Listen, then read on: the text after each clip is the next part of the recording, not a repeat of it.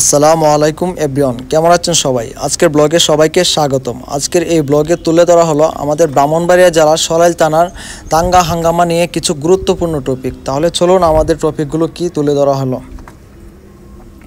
আসলে দাঙ্গা হাঙ্গামা মারামারি এগুলো কোনো সমাজের জন্যই ভালো কিছু বয়ে আনে না। আমাদের প্রিয় ব্রাহ্মণবাড়িয়া জেলার সরাইল থানার মাঝে মধ্যেই কোনো না কোনো ঘটনা নিয়ে ঝামেলা বাঁধে, মারামারি হয়।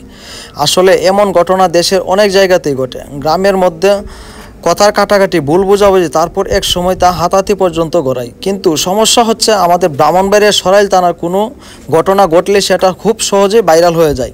ফেসবুক, টিকটক, ইউটিউব ভিডিও ছড়িয়ে পড়ে আর সবাই ট্রল করে মজা নেই।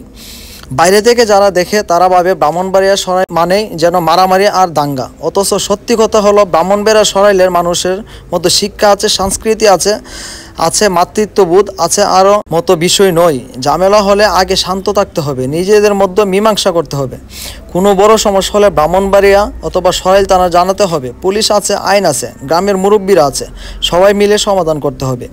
এই উদ্দেশ্যে সম্পৃক্ত আমাদের ব্রাহ্মণবাড়িয়া সরাইল থানায় নতুন টিউনি সাহেবকে সবাই মিলে আন্তরিকভাবে অভ্যর্থনা জানিয়েছে। তিনি এসেছে এলাকার শান্তির আরও ভালোবাসা দেখভাল করতে, কিন্তু তিনি একা কিছুই করতে পারবে না যদি আমরা নিজেরা সহনশীল না হই, গুজবে কান বন্ধ না করি, অকারণে ভিডিও ভাইরাল না করি। আজ আমরা যদি প্রতিজ্ঞা করি কোনো ছোটো ঘটনা আর উত্তেজিত হব না, ভাইরাল করতে ভিডিও তুলব না, তাহলে সরাইলের বদনাম আর ছড়াবে না, বরং সারা দেশের মানুষ দেখবে ব্রাহ্মণবাড়িয়া সরাইলের মানুষ এক, ব্রাহ্মণবাড়িয়া সরাইলের শান্তিপ্রিয়, ব্রাহ্মণবাড়িয়া সরাইলের মানুষ আইনের প্রতি শ্রদ্ধাশীল।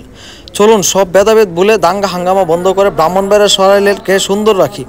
নতুন টিউনি সাহেবের পাশে থেকে সবাই মিলে আইন শৃঙ্খলা ঠিক রাখি। আমাদের সন্তানদের বলি, ঝগড়া নয়, মীমাংসাই সমাধান, আর কোনো ভিডিও ভাইরাল নয়। নিজের এলাকা, নিজের মানুষ, মান সম্মান আগে রক্ষা করি।